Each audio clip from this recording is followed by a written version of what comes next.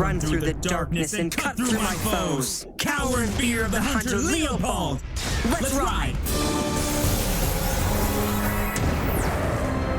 Is it just me or do I use that intro a lot? Welcome back everyone, my name is Steven Rodriguez, I am your true champion, and yes, today I'm giving you guys another Great Nature video. This time it's going to be a Polaris video with chickens. Ooh. Yes, for those that don't know, I love the Great Nature clan in Cardfight Vanguard 0, and thanks to set 7 we have a brand new boss unit in Global called Polaris. But the card's been out for a while now in JP. In fact, a few months ago when he first came out in JP, I actually made a Polaris deck profile for you guys and showed it off to you, but that list was not playing chickens because I still don't believe that chickens is the most optimal way to play Polaris, because I feel like chicken and Polaris, while there is like a synergy there for defense plus offense, I feel like the more consistent, streamlined version of Great Nature good stuff, if you want to call it that, is still better. But I figured that because I want to have more diversity on this channel and I want to make content for you guys with set 7, I figured it'd be best to start with my favorite deck out of this set, as well as give you another option for it and go really in depth on kind of like how this deck wants to play and maybe some of the differences between the two playstyles. So if you guys want to see a deck list that doesn't play chickens, I'll leave a link up here and you guys can check it out. Also, if you want to learn more about Great Nature, sort of the clan as a whole, I did make a Great Nature masterclass video as well. There's a lot of Great Nature content here on the channel, and let's face it, I love Great Nature and I love playing this deck and I will continue to play it as long as it exists. With that being said, if you guys are excited, be sure to leave a like on this video, subscribe to the channel, and click that bell for notifications so that you guys know when my videos go live for you. I think like 50-ish% of you guys aren't subscribed that watch these videos, so just know that if you do like Vanguard 0, Vanguard, TCG, anime related content, definitely consider subscribing. It's always an option. And with that out the way, guys, let's go ahead and hop into my Polaris plus chicken deck list. Alright boys and girls, here we are at my Polaris chicken deck. As you'll see, I am renting almost all of my grade 3s, because for those that didn't watch my pack opening video for set 7, it wasn't ideal. I didn't pull really any Polaris, and yeah, so for me to actually use this deck in tournaments and whatnot, I have some grinding to do, but not to worry, I will get on it right away and we will get this deck finished. But luckily we have the rental system in Vanguard 0 right now, so I will be able to still make this video for you guys and show off how to use this deck. So if you guys did not know, he has two main effects. The first one, very simple, gain 3k when attacks a Vanguard, awesome, makes him 14k, combo with any 7k boosters, 21k, super nice. And then his Limit Break skill is Limit Break 4, when this unit attacks a Vanguard, Counterblast 1 to stand one of your rear guards and have it get power plus 4,000 until end of turn, retire that unit at the end of the battle. So not only do we have retiring fodders to activate Hamskays, Duckbill procs, chicken procs, we also have the increase in power and the increase in extra aggression thanks to the automatic stand. This is the one card that Great Nature was missing from set 5. I mentioned this in my masterclass video that the biggest thing that Great Nature had going for it was its tempo and its consistency, but it lacked a lot of guaranteed aggression, which I feel like in Limit Break format is really good. And the main reason why we're playing Vocal Chicken in this deck is to sort of add to our defense in conjunction with our awesome offense that Polaris gives us, because a big downside of this card is what if you restand a grade 2, or what if you restand a grade 3, or really anything. You have a front row rearguard circle open, therefore you can only have one intercept max, and if you're fighting against other multi-attack decks or you're at 5 damage, that could be a very scary thing to be at. So having access to easy intercepts that we can call on whenever we want to be aggressive is actually a really nice inclusion. And the main reason why I didn't play the chicken engine in my good stuff list was that I wanted to lean more into the outright aggression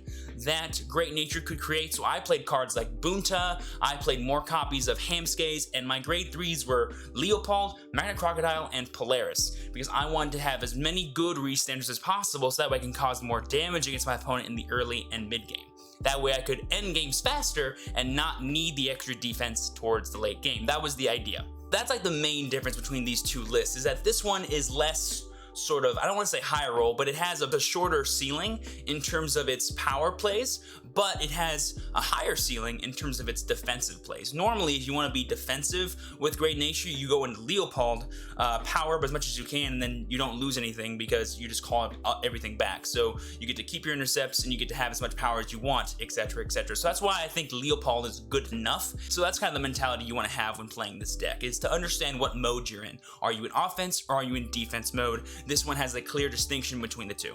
And then rounding off, we have 1 Magna Crocodile. It's pretty simple, 13 grade 3, 12k attacker, restand for 16 with Polaris, really strong. Moving on to grade 2s, I've already mentioned the cat here. He is superior called from the chicken. He is our source of intercepts that we get. He's really just here to be called by that and nothing else. If you ever open him, most of the time you return him back. Not only to dig for better grade 2s like Compass Lion or Binoculus, but also because you want him in deck at all times. Up next, we have 3 copies of Hamskay. I'm a big fan of running both Hamskay grade 2 and Hamskay grade 1, not just Hamskay grade 1, because while I agree that the grade 1 is the best one to sort of pump up because you don't lose any intercepts and you get to just have as many boosters as you need, I don't like not having at least 5 to 6 slots of Hamskays for deck thinning purposes, as well as just having plenty of units in your hand at any point in time. So while Hamskay grade 2 may not be as good as grade 1 to retire, I feel like in the early game, it really doesn't matter. So if you can kill the grade 2 in the early game,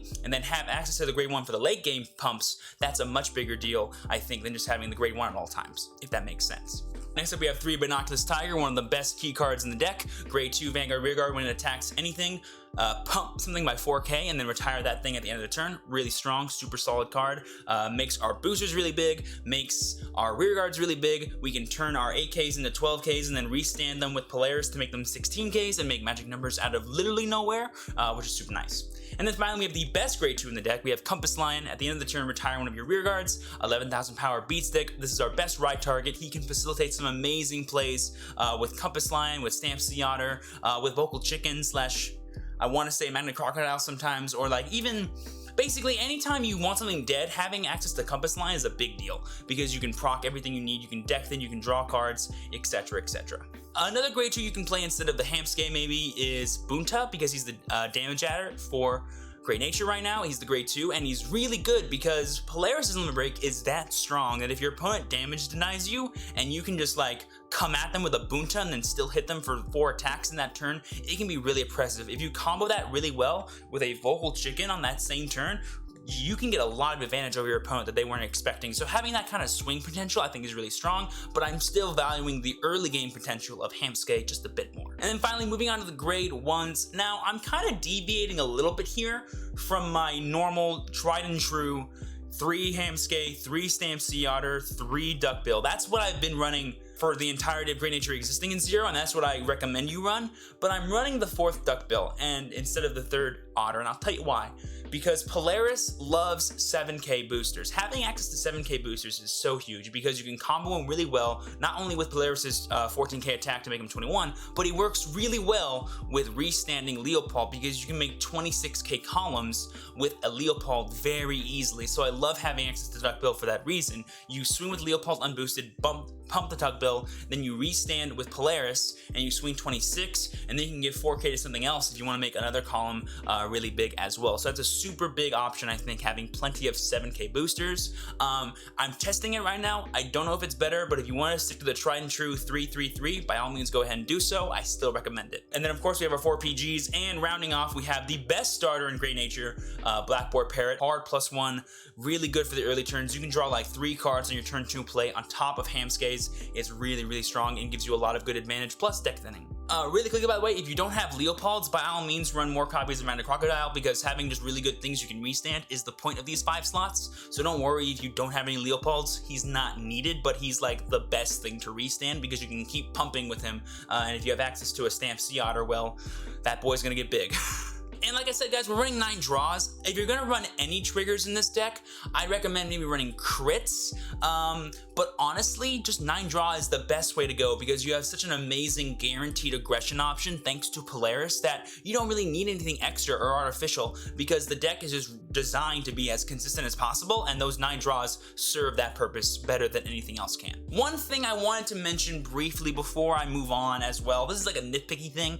Don't even worry about this if you're like just super confident with it. I have Vocal Chicken here as my heal trigger.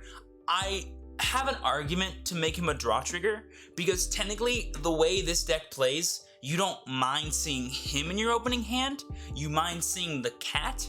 But if I don't have any other grade 3 in my hand, I'll always put this back. So like, I think the mentality is you want him sometimes, but you don't want him all the time, therefore you make him a heal. But I think the argument of like not having your searchers be heals could actually be really cool, but then you have to make Leopold your heal, and Leopold's a backup ride, and I don't like having backup rides be heals, so I'm just confused here on what to make this chicken. I think heal is the way to go, but I understand an argument for draws, so let me know. Try them both out. Let me know what you guys think of draws instead of heals for vocal chicken. I think heals is the way to go, but draws could work too. And yeah, guys, that is my Great Nature deck list for Polaris Set 7 in Vanguard 0. If you guys have any questions, be sure to leave them down in the comments below, or better yet, hop into my Twitch channel where I go live every Monday, Thursday, Friday. I do all kinds of things in just chatting, and I play a lot of Vanguard 0. So come, ask some questions, and hopefully get some live answers. But with that being said, let's take this deck over on the ranked ladder and see what it can do.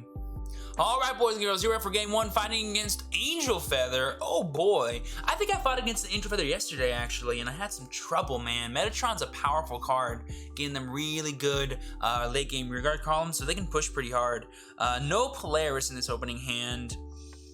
I'm gonna bank on getting cards off of Duckbill and Blackboard Parrots. That's another really good thing about playing 4 Duckbills, is that you can really lean into them in the early game to get certain cards for you, which is super nice. This hand is really good for turn 2, and maybe like once I get a Polaris. I think I'm also going second as well, so that could be more chances to draw Polaris or Leopold again.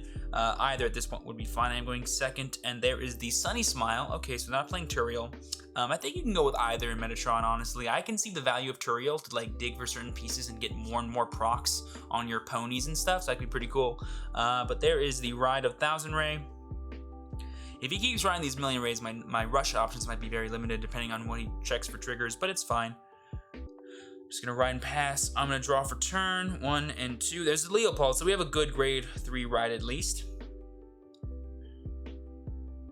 A thing you want to watch out for, and you always want to watch out for this whenever you play Great Nature, is you want to make sure that your hand is not too big, because sadly there is a hand limit in Vanguard 0. There is no hand limit in real life Vanguard, which is why we don't really think about this that much, but this is like an adapting thing for us Great Nature players, because we're so used to being like pump, pump, pump, pump, draw 5 cards, your turn. But now if you draw 5 cards, you're like, well, I'm going to lose some cards. So sometimes I'll give a Duckbill effect to another card and then not kill that card because I need to play the Duckbill from my hand, otherwise I'm gonna overdraw. So like, be ready for like awkward things sometimes, because you'll draw too many Duckbills, or you won't draw enough, or you'll see nothing that you can actually kill anything with. So having good numbers of all these important things is really big. Luckily, Vanguard 0's deck size is a lot smaller, so the chances for you to not have like at least something you want or that you can do is very unlikely given how we've built this deck.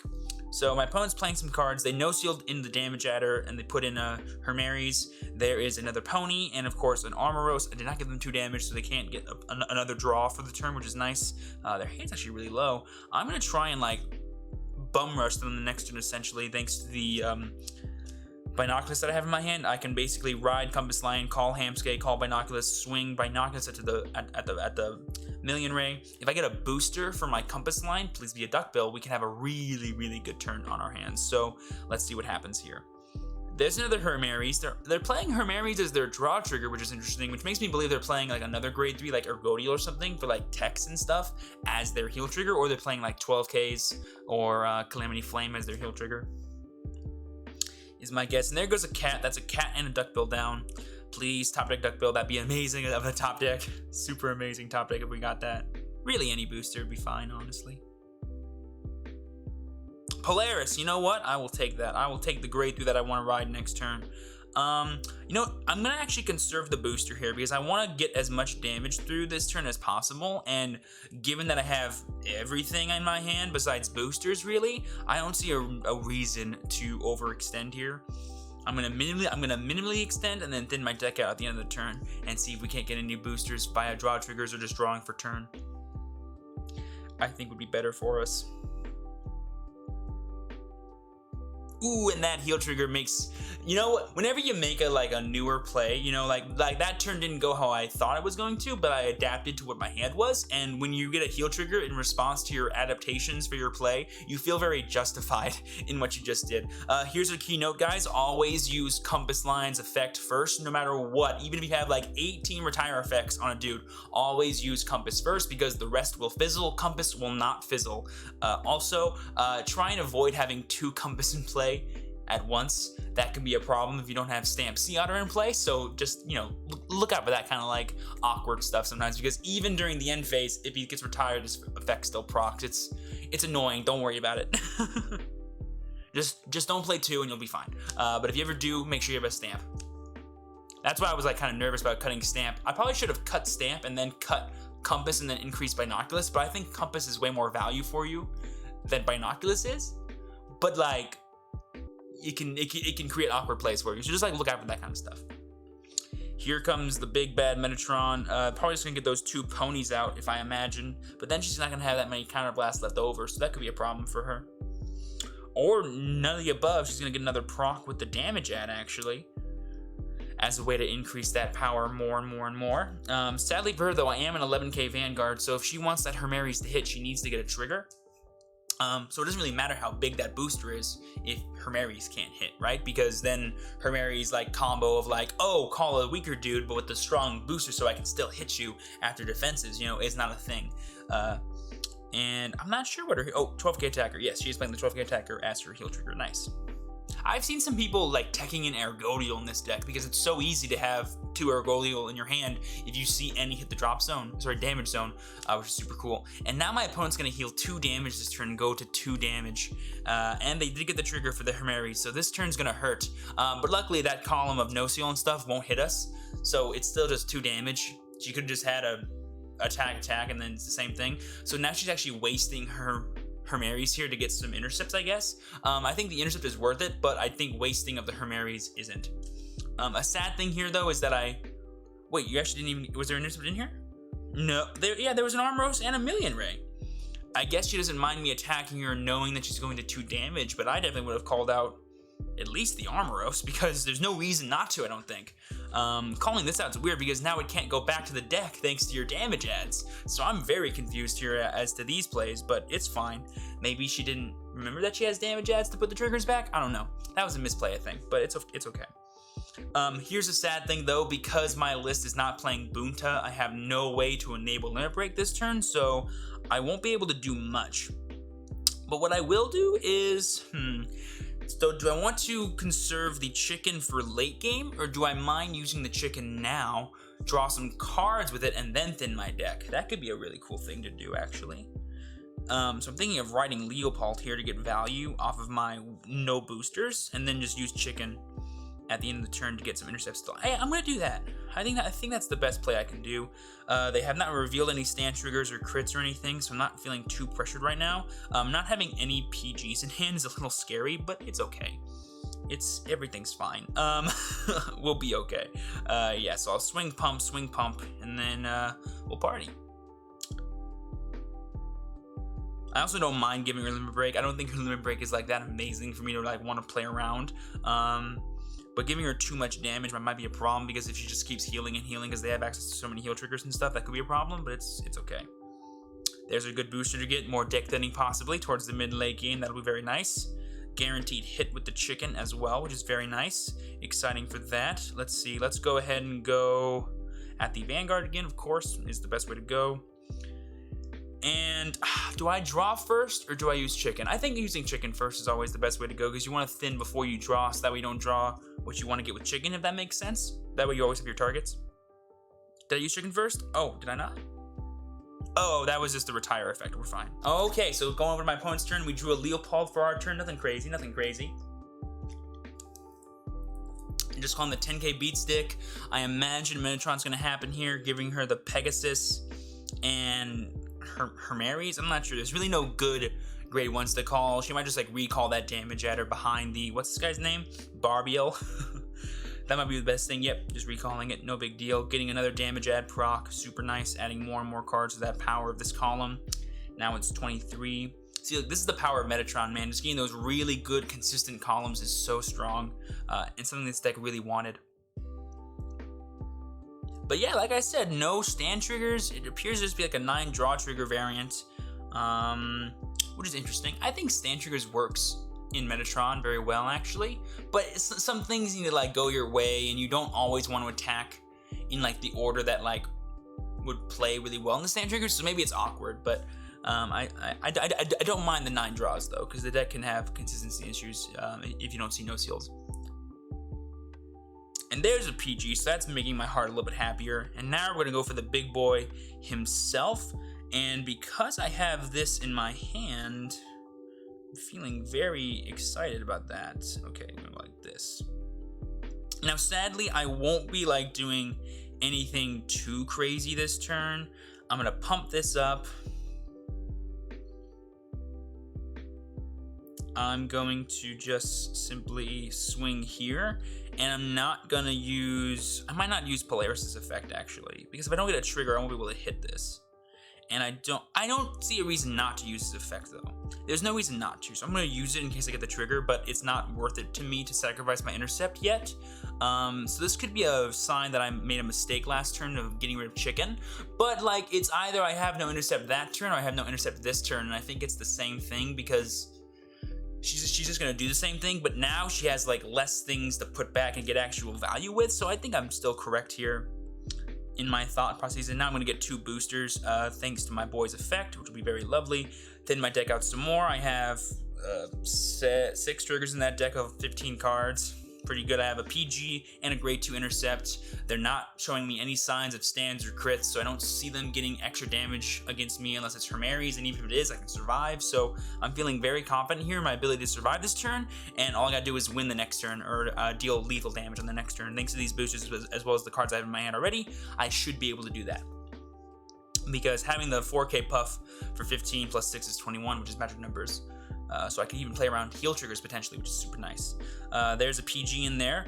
With no seals, they have no way to get to that. That's the bad thing about Metatron, is that it's hard for her to actually get the cards out of your damage zone back into your hand, like Shamsteel did. So your defense kind of falters a little bit, but that kind of makes sense though, because she's an offensive card, not a defensive card. They're thinking really hard about this. I think they just want to get intercepts. Yeah, that makes sense. And that can swing at my Hamscape, so it's fine. But it's just an Armor, so it's not hitting any magic numbers or anything. So if I get a defensive and they don't see any triggers, we're good to go. They've seen 6. They haven't seen that many triggers, actually. We've seen 6 as well. I'm assuming they have 1 PG in hand at least. They could have 2. I'm going to assume 2 and try and play around 2 as best as I can. But if they have the 2, they will survive. So if I type like a chicken this turn... Oh, but no, there goes my 3rd cat. So that's not good to see at all. But there we go. Surviving the turn.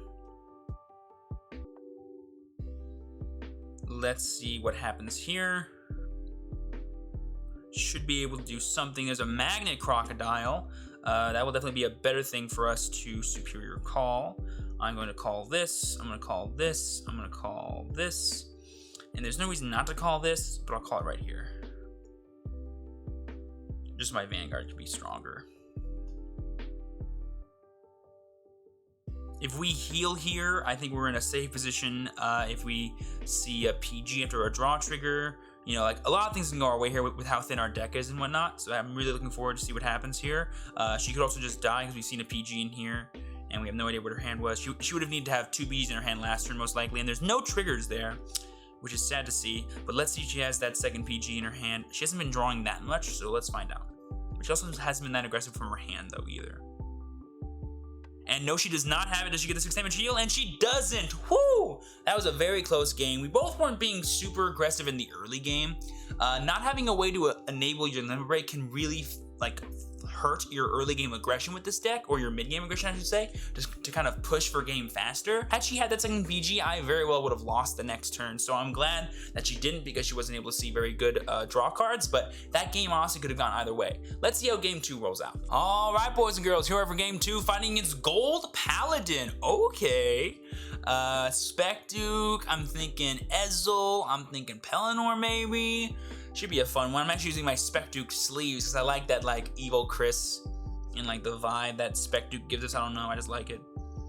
And we have a pretty good hand. I wouldn't mind seeing another grade 1 besides the PGs, depending on which variant of Gold Paladin this is, but we'll find out. They're going first. I'm seeing the crit stat tells me Ezel is at 9 crit, is 9 stand. I've seen that popping up more and more lately. They write a PG, so now I feel less bad about writing my PG. I wonder if they're doing that to conserve Gareth, or if they don't have any other grade 1s. I would assume if you have the Gareth in your hand, you value getting that off more so than the PG. So I'm going to assume they maybe have other grade 1s for now. But still, they lost the PG. I took note of that. Ryan, this here sucks. Hopefully they're not 9 crit, because if that's true, we could see a lot of damage coming our way. And without damage adders, if they get us at 3 damage, we could be in a very bad spot to activate a limit break.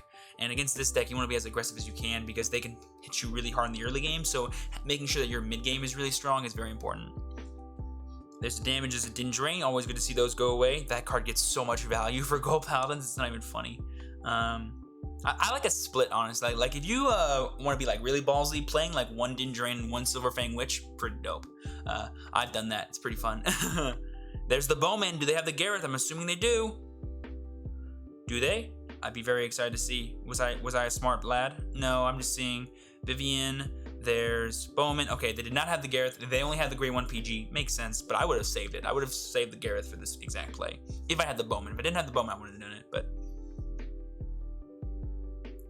Do they get the booster for the Bowman? That's what they want, right? Really badly. No, that's probably their heal trigger too. Yes, nice. Always good to see a heal trigger go away.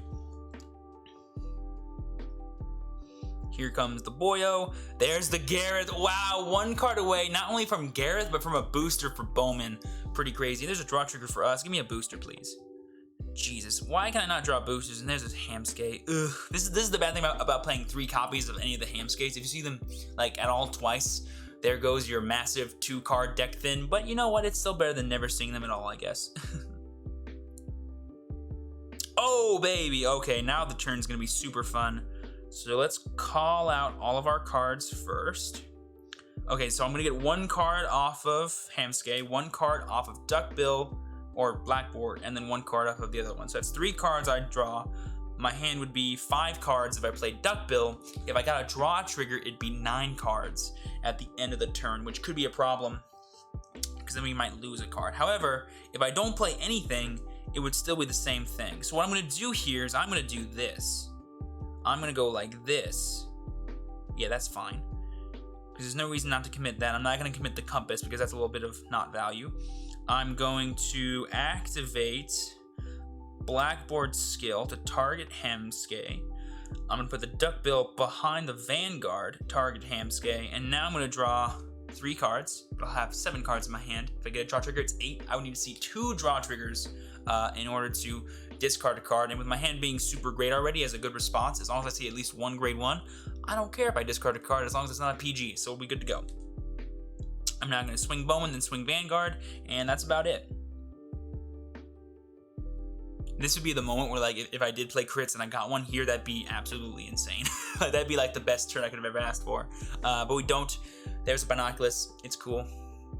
It is kind of weird to me to, like, play draw triggers in Great Nature, because I'm so used to, in real life, playing, like, 12 crit, or, like, just maxing out on the crits, because you do draw so freaking much. But I'm not gonna lie to you, I like having the draw triggers, because in Vanguard 0, you're very combo oriented. You want like certain pieces at certain times, and so having the 9 draw really feels good for you, if that makes sense, and I do enjoy it. So no grade 1s. I don't know what's with my grade 1s today, but I guess they're having vacation or something. But we have really good grade 2s, and I have a good booster for my Vanguard, making him 21, so even if we don't get to push the limit break this turn, we can still have a really pressuring turn, depending on how many intercepts they call, which, given their hand size, might not be many. There's 1. Okay, I might try and control for limit break this turn if I can, because it's a very good time for me to do so. If they give us limit break and I bury, if I get a booster and they give us limit break, I'm gonna try and push them to 5 damage, as my motto always goes: if you can't give them 4, give them 5. But I might not want to do that, depending on what happens here. There is the Vivane activating, and there is the Pelennor check with it. Oh, I don't...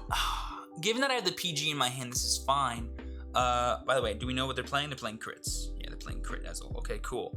So this might actually be good for us, because now not only can I control their limit break, but if they don't see a grade 3 Ezel plus a damage add on the next turn, I'm not really afraid of Pellennor's limit break. So I'm going to control for limit break this turn, but if they get the damage adder, I don't care, right? That makes sense. So I think this will be a really good turn for us. I wouldn't mind seeing a chicken here either, honestly. That could be pretty fun for us. A Stamp Sea Otter, okay. Well now, ooh, okay. Well, now I can do lots of fun things, like just call this, call that, put that there, go like this, swing over here, give the power to the otter.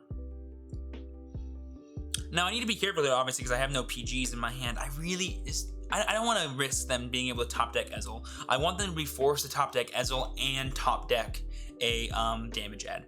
You know, like they need to have both those cards in their hand. There's a heal trigger for us. That's so huge because now they can't control a limit break if we somehow get a PG or something.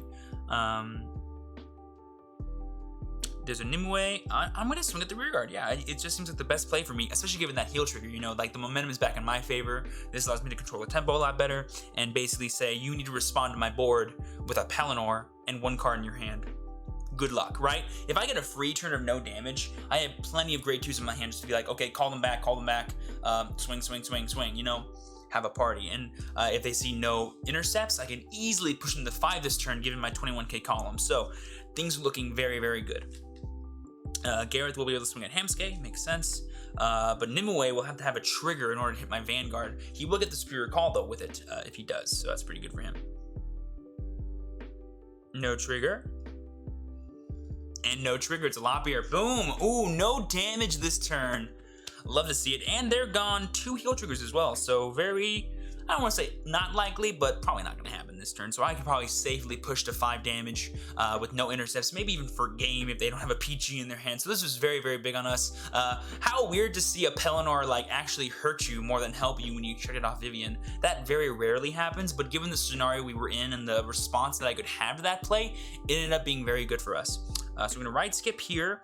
I'm gonna choose to do it like, there really is no point in not having the boost. So we're gonna go like this. I really wish you were 7, but it's okay. I'm gonna swing the 11. I can at least guarantee the 5 damage this turn, which is more than enough for me. I'm gonna swing like this.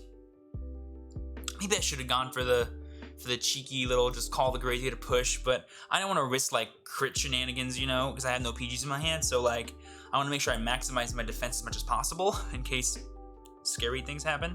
But yeah, nothing crazy. I don't mind the Nimue as much as I do this because this can help make 21k columns. So I'm gonna get rid of that. Now it's his turn. He has limit break, but I don't think Palinor's limit break is going to do so good for him when he has no units in play, right? Like, Palinor is really the finisher of this deck, not necessarily the builder of boards. So I'm feeling very safe here. I have 2 intercepts, one of them being 11k, and I'm at 2 damage. Even though I have no PGs in my hand, he's playing 9 crits, I'm feeling very safe, and if he ever gives me my limit break, he's probably dead. So let's see what happens here. He right now is not able to hit me, which is nice. He's not going to be able to hit me, which is just lovely. I wonder if he's going to return the Din Drain. It's a dumb idea to do that. If he does, there's no point.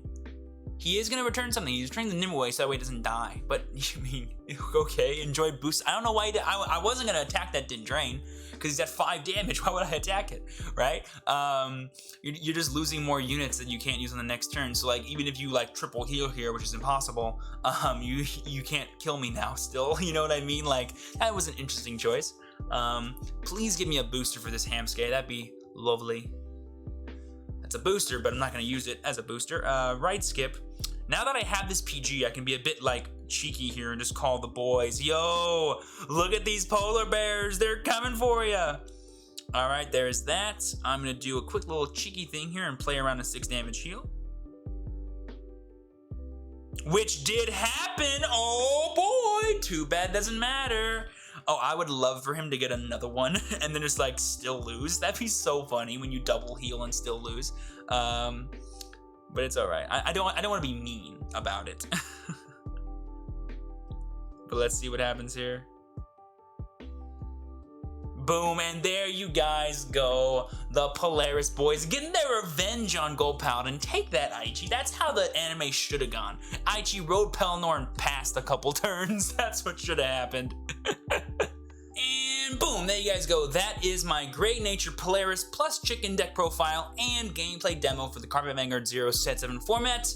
Chicken didn't come super in handy today, but he did give me a really awesome mid-game defensive play against the Angel Feather player. It either could have been, you know, later on when I used Polaris or when I used Leopold. I think I made the right call using it earlier so that way I could thin my deck out and then draw better cards later on. But honestly, I don't think there was any wrong play there, just like a right sequence of plays. And as long as you made that right sequence, you were fine. But hopefully you guys did enjoy the deck list. If you guys did, be sure to leave a like on this video, subscribe to the channel, and click that bell for notifications. If you have any follow-up questions that I did not answer in this video, please feel free to leave them down in the comments below, or better yet, hop into my Twitch channel where I go live every Monday, Thursday, Friday. I do all kinds of things in just chatting. I play a lot of Vanguard 0, and I love Great Nature. So come ask some questions and hopefully get some live answers. And with that being said, you guys, as always, I've been your true champion, Steven. Please be sure to work hard, rest easy, and live well, and I'll see y'all next time. Peace.